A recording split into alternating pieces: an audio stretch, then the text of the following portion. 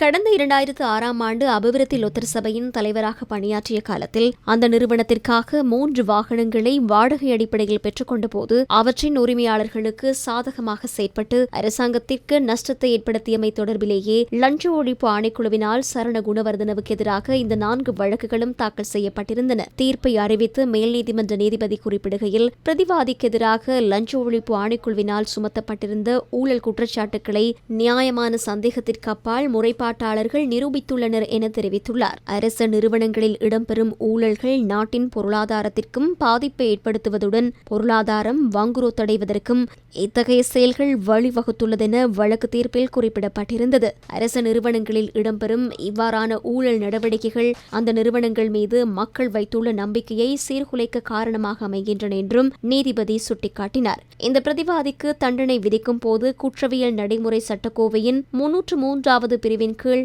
மென்போக்கை கையாளுமாறு பிரதிவாதி தரப்பு சட்டத்தரணி நீதிமன்றத்திடம் கோரிக்கை விடுத்திருந்தார். இருப்பினும் இக்குற்றத்தின் தன்மையை கருத்தில் கொள்ளும்போது அரசு நிறுவனங்களில் இடம்பெறும் ஊழல்களை ஊக்கமளிக்க செய்வதற்கு ஏதுவான வகையிலான தண்டனையொன்றை வழங்க நீதிமன்றம் உத்தரவிட வேண்டும் என நீதிபதி தெரிவித்துள்ளார்.